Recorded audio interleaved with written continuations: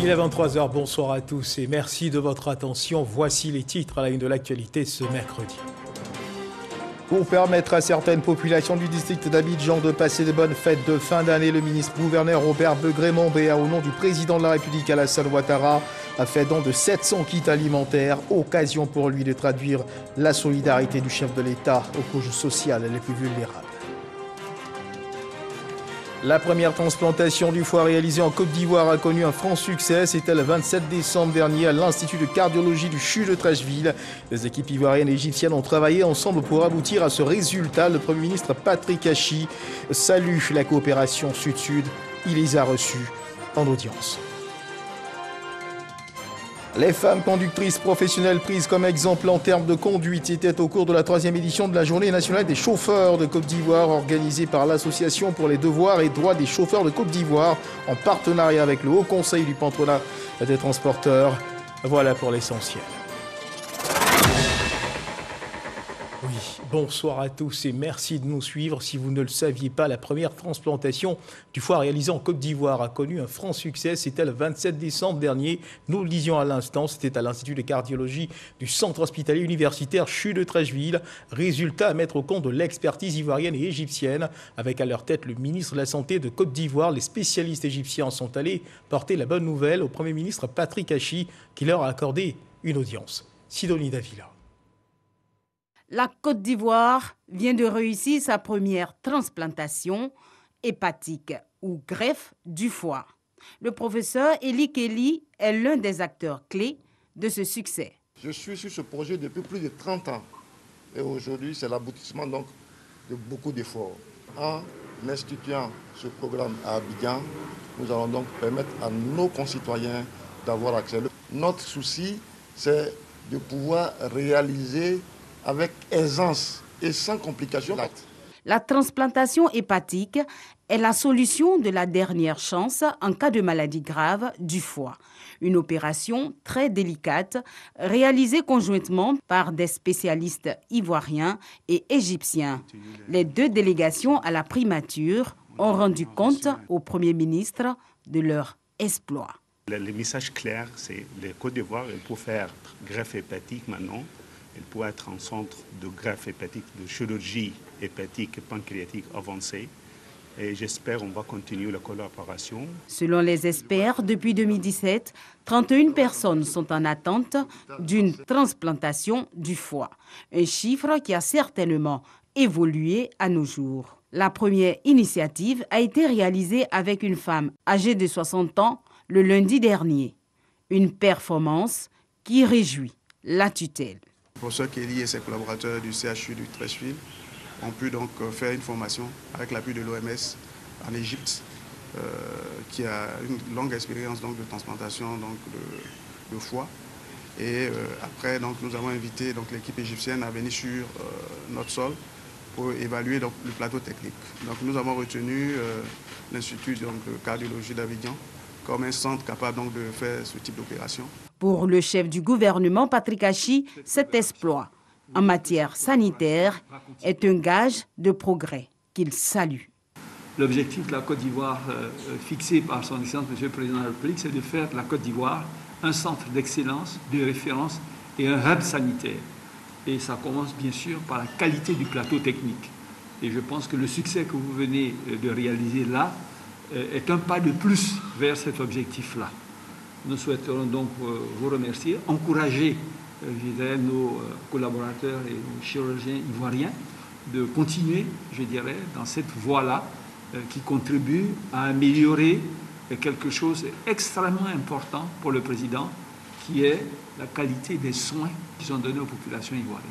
Le Premier ministre ne manquera pas de saluer l'accompagnement considérable de l'OMS lors de la transplantation du foie, une opération au cours de laquelle la présence remarquée des spécialistes ghanéens comme observateurs a été remarquée.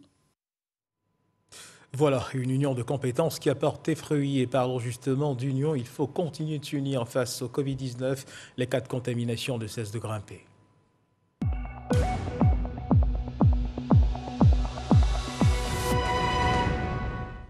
Le ministère de la Santé et de l'Hygiène publique de la couverture maladie universelle a enregistré ce mercredi 29 décembre 2021 1502 nouveaux cas de Covid-19 sur 5348 échantillons prélevés, soit 28,1% de cas positifs, 47 guéris et un décès.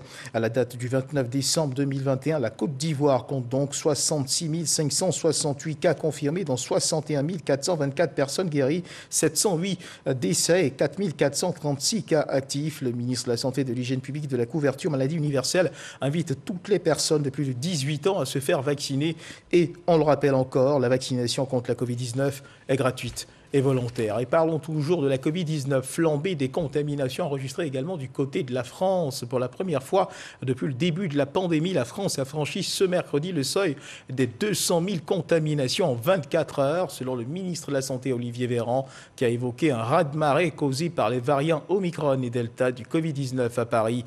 Le port du masque redevient obligatoire à l'extérieur dès vendredi, c'est ce qu'a annoncé la préfecture de police. De nombreux autres pays connaissent ces derniers jours une multiplication des cas de Covid-19. Retour ici en Côte d'Ivoire, au canal des Bois de Trècheville. Le ministre-gouverneur Robert Begré-Mombé, au nom du président de la République Alassane Ouattara, a fait don de kits scolaires, 700 kits scolaires aux populations des 13 communes du district d'Abidjan. Occasion pour Robert Begré-Mombé de traduire la solidarité du chef de l'État, Alassane Ouattara, aux couches sociales les plus vulnérables. Des kits alimentaires qui ont donc été offerts. Issa Tchonoyeo. C'est devenu une tradition. À chaque fin d'année, le district autonome d'Abidjan fait don de kits alimentaires aux populations au nom du président de la République, Alassane Ouattara. Cette année, le ministre-gouverneur Robert Begré-Mombé n'a pas décroché à cette tradition. Un geste qui traduit la solidarité du chef de l'État envers les couches sociales défavorisées. Le chef de l'État, par la série de dons qui va s'engager maintenant, veut exprimer sa solidarité à l'égard de ses frères et sœurs ivoiriens. Et nous demandons à nos chefs de village, nos chefs de communauté, les guides religieux que nous appelons les ministres de la parole révélée, et nous demandons aux agents du district, ainsi qu'à tous ceux qui vont en bénéficier, de rendre gloire au Seigneur, parce qu'il n'y a pas de petits dons. Les bénéficiaires de ces kits alimentaires expriment leur satisfaction. Nous sommes réjouis de savoir que le président de la République a trouvé la personne indiquée pour apporter le soulagement, le réconfort et l'assurance dans les cœurs et dans les esprits des populations du district autonome d'Abidjan. La distribution de ces kits va se poursuivre dans les 13 communes du district d'Abidjan aux populations défavorisées. Voilà des kits alimentaires donc offerts aux populations des 13 communes du district d'Abidjan par le chef de l'État, Alassane Ouattara. Acte de solidarité du même genre exprimé à Ouangolodougou à quelques jours du Nouvel An. Le député de la localité, avec le soutien d'une ONG, offre également des kits alimentaires à des familles, de quoi permettre à ces familles de démarrer la nouvelle année avec le sourire. Ce qu'il faut également savoir, c'est que 2 pompes à motricité humaine ont également été remises pour garantir l'accès à l'eau potable. C'est ce que nous dit Kader Sokodougou. 10 kg de riz, 10 paquets de pâtes alimentaires et 5 litres d'huile végétale de cuisine. C'est la composition d'un kit alimentaire pour le Nouvel An.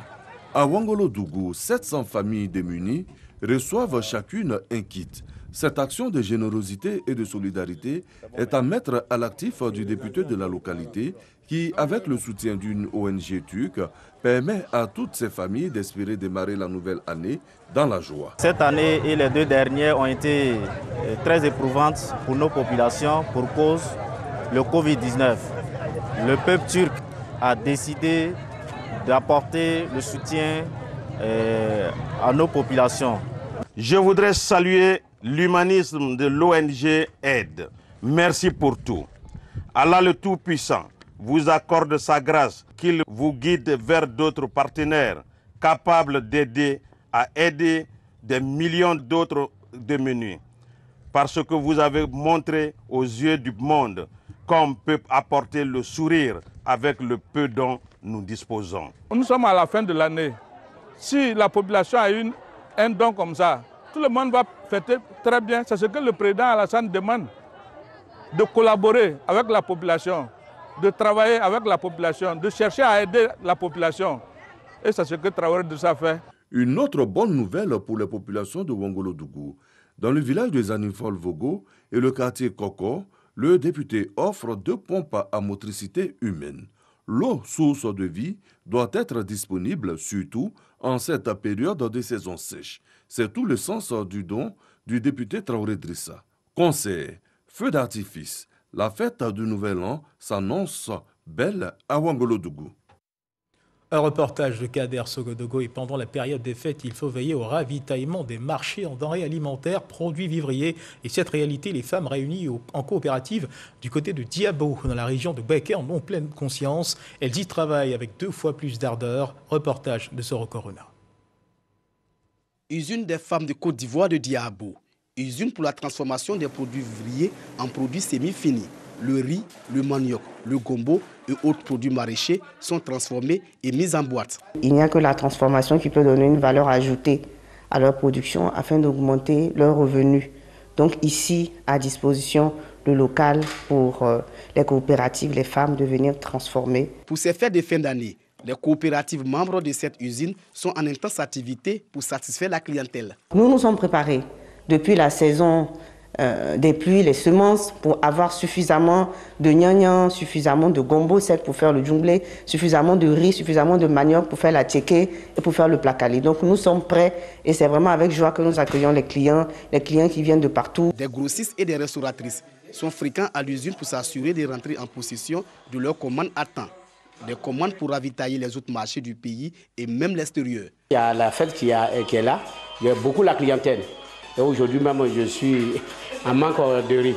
Donc je suis venu faire un peu la pression pour que je puisse avoir une forte quantité parce que la demande est forte chez moi. C'est par rapport à la fête que je suis venu acheter un peu de gnagnan, placali, djunglé. Dans ce temps, il y a assez de clients. Bon, ici, comme c'est le vrai. Cette forte pression des clients oblige l'usine à fonctionner de jour comme de nuit. Avant, on faisait 2 tonnes par jour, mais maintenant, à cause de la fête, en tout cas, il y a beaucoup de clients, beaucoup de commandes. Donc ça fait qu'on peut faire 3 tonnes, 4 tonnes.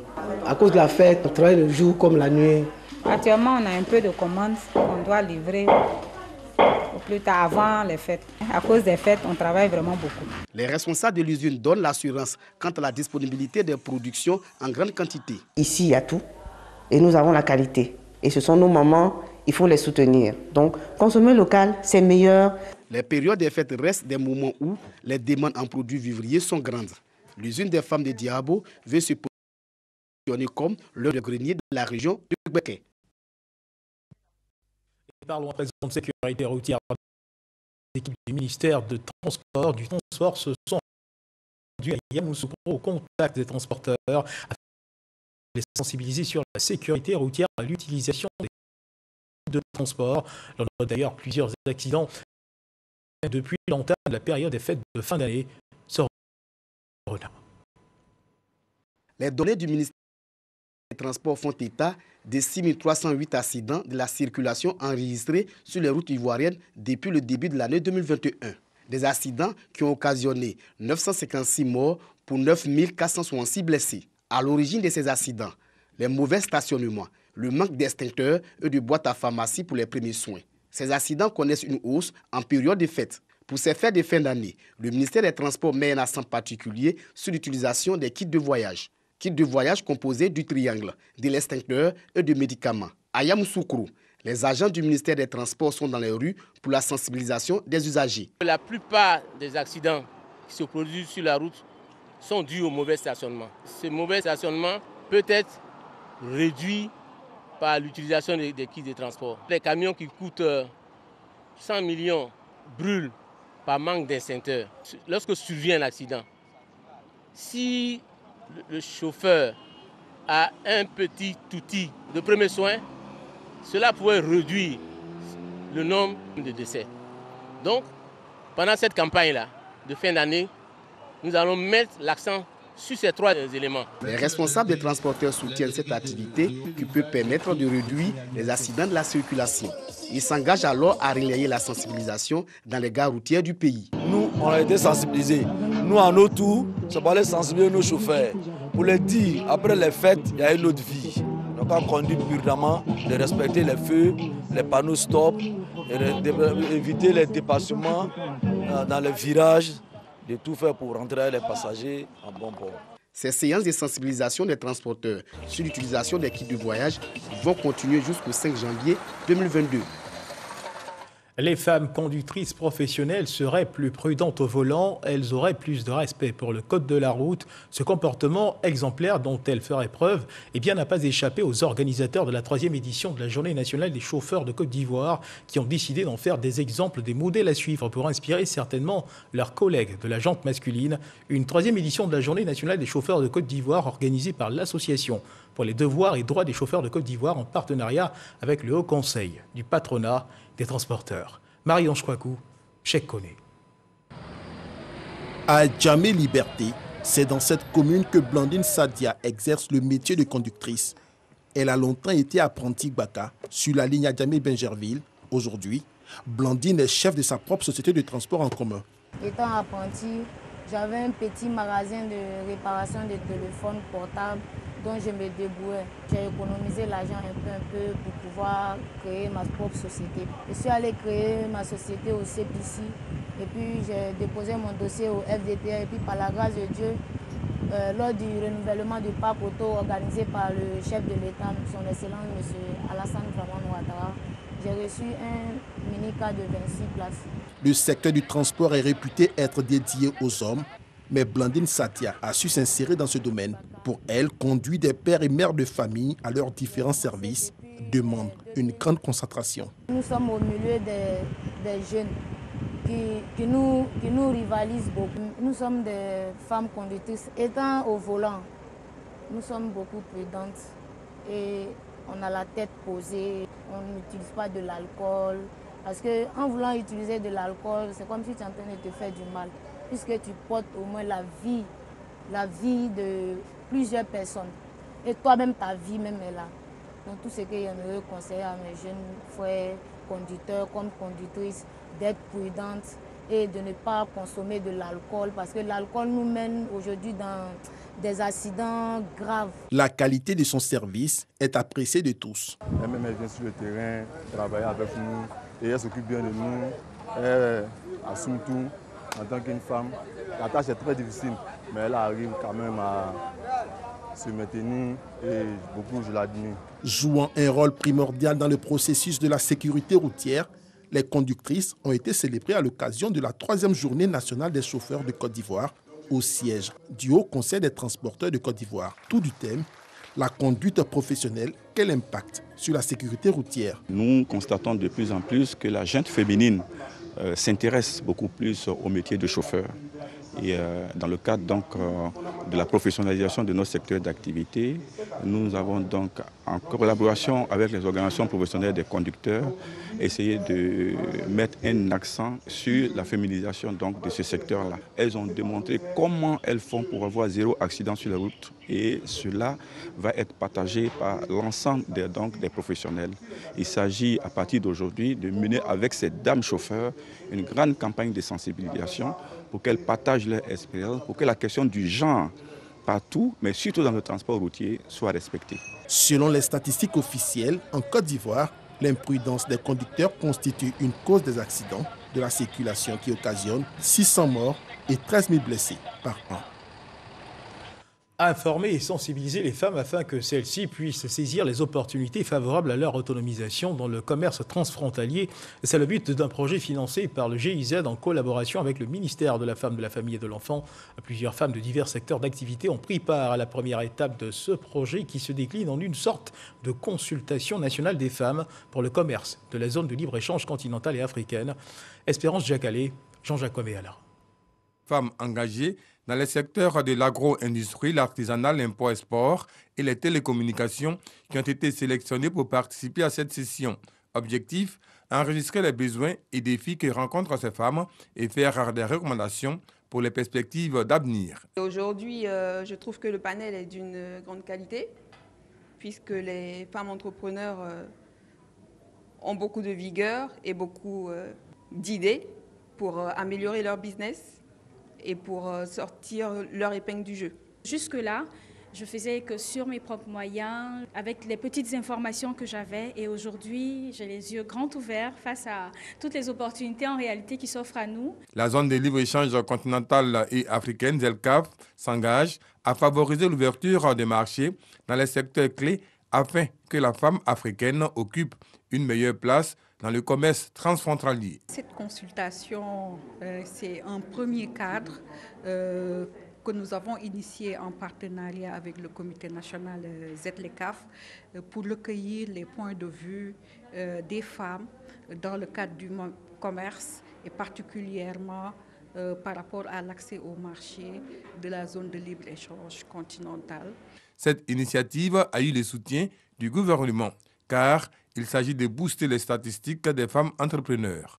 Vous avez parfaitement compris que les femmes constituent un poids économique et un potentiel important qui est encore inexploité, que leur participation effective à la vie sociale, économique et culturelle constitue un véritable enjeu du développement durable dans notre pays. Cette concertation est la première parmi les 4 sessions. Elle va se poursuivre en 2022 dans les villes de l'intérieur du pays. Tout autre chose à présent pour avoir fait acte de bravoure et de dévouement dans l'exercice de la fonction de sapeur-pompier militaire, soldats du feu. 43 parmi eux ont reçu des médailles, celle du sauvetage échelon or, échelon argent et échelon bronze. Cérémonie qui a eu lieu au groupement des sapeurs-pompiers militaires, GSPM. Abou Sanogo.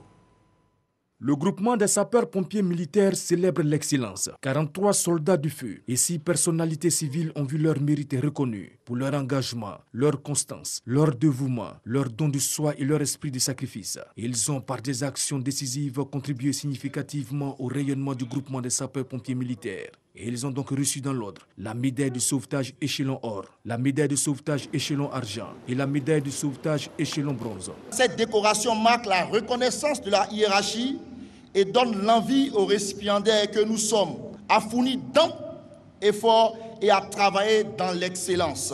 Aussi, cette distinction constitue-t-elle un facteur de détermination renouvelée, de volonté affichée pour un rendement meilleur qui vaut de porter haut l'étendard du soldat du feu.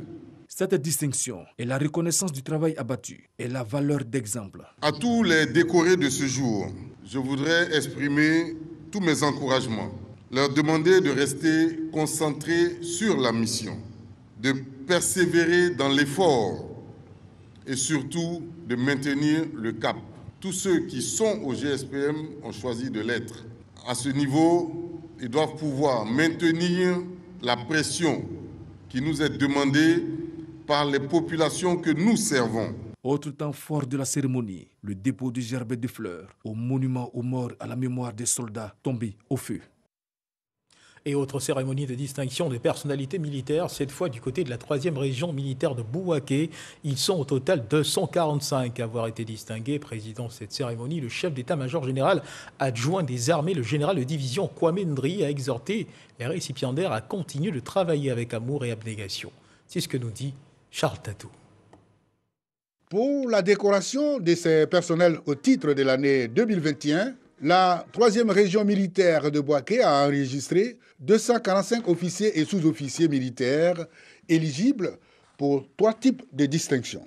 Il s'agit de la médaille d'officier de mérite ivoirien, attribuée à 11 officiers et sous-officiers, de la médaille de chevalier de mérite ivoirien, décernée à 60 officiers et sous-officiers, et de la médaille des forces armées, attribuée à 174 officiers et sous-officiers. Les récipiendaires ne cachent pas leur joie. Ils la manifestent par la voix de leur porte-parole. Cette décoration traduit tout l'effort, le sacrifice et la considération que nos chefs ont bien voulu nous témoigner en ce jour. Elles resteront gravées dans nos mémoires de soldats car elles constituent un symbole fort de haute considération. Le colonel-major Fofana Loseni, commandant la 3e région militaire, félicite et encourage les distingués. Quant au président de la cérémonie, il les exhorte à continuer le travail avec amour, abnégation et loyauté. Des militaires qui totalisent au moins 13 ans de service ayant fait montre d'une compétence professionnelle. Je voudrais, au nom de Monsieur le général de corps d'armée, chef état-major général des armées, vous adresser mes vives félicitations. Récipiendaire, arborez fièrement votre médaille, car elle matérialise un parcours professionnel exemplaire et laisse à la postérité le témoignage éloquent de votre comportement civique exemplaire et de votre engagement indéfectible au service des forces armées et de la patrie. Cette décoration s'inscrit dans le cadre des cérémonies de distinction initiées par l'état-major général des armées. En vue de les encourager à poursuivre dans l'effort du travail bien fait, les meilleurs élèves du Guemont ont reçu des récompenses et les enfants des cadeaux. La bienfaitrice répond au nom de Gouza Naounou. Elle s'est saisie de l'occasion pour exhorter les populations au vivre ensemble. C'est ce que nous dit Eve Boué. Guéébli, Guézon et Diokoué. Plus de 2000 enfants de ces localités du département de Diokoué, région du Guemont, vivent des instants magiques en cette fin d'année. Animation, danse, concours de beauté, sport, repas, distribution de jouets. La caravane Noël pour tous de l'association Idée de Paix est à sa 3e édition. Ces enfants sont principalement issus des couches défavorisées. Les localités de Guéébli et de Guézon ont été choisies parce qu'en 2020 et 2021, des événements y ont occasionné une fissure du tissu social. L'occasion est donc utilisée pour exhorter les populations à vivre dans l'union, la fraternité et la paix. Je voudrais que les enfants soient au cœur du processus de réconciliation. Parce que la réconciliation est toujours axée et ciblée sur les adultes, sur les partis politiques, sur les leaders politiques. Et on oublie très souvent les enfants qui sont les premières cibles. Et pour cette fin d'année, je souhaite que la paix pour la Côte d'Ivoire, la cohésion sociale renforcée, la réconciliation forte pour une paix durable. L'association a aussi récompensé les 50 meilleurs élèves du lycée moderne de Diokoué et réparé un pan de la clôture abîmée. Les responsables des idées de paix annoncent que les initiatives de solidarité vont se multiplier en 2022 et cela dans d'autres régions du pays. Et on reste dans l'ouest du pays avec notre reporter avoué où les localités de Douaouleux, Bantopleu, Lamplede, Coinhoulé, toutes situées dans le département de Danané, viennent de recevoir des ouvrages socio-éducatifs comme des salles de classe, des bureaux et des cantines scolaires, un don de la fondation Kednedvige Dieti, fille de Danané. La livraison de ces ouvrages s'est faite en présence de la secrétaire d'État chargée de la protection sociale, Maï Clarisse. Le compte-rendu de notre correspondante avouée. Un bâtiment de 3 classes plus bureaux, une cantine scolaire et des latrines pour l'EPP Doualeux, le forage du village réhabilité, un bâtiment de 3 classes pour l'EPP Bantopleu, du matériel de sonorisation pour la jeunesse, un bâtiment de 3 classes plus bureaux pour l'EPP Lample 2 et une cantine scolaire pour l'EPP Coinhoulé. Ce sont entre autres les infrastructures socio-éducatives offertes à ces 4 villages du département de Danané. Un soulagement pour les populations bénéficiaires. Ça aide les élèves parce qu'on sait que quand il n'y a pas de cantine, vraiment ça fatigue les enfants. Nous sommes dans une zone rurale où à midi, les parents sont partis au champ. Et s'il n'y a pas de cantine pour que les enfants puissent mettre quelque chose dans le ventre, c'est difficile.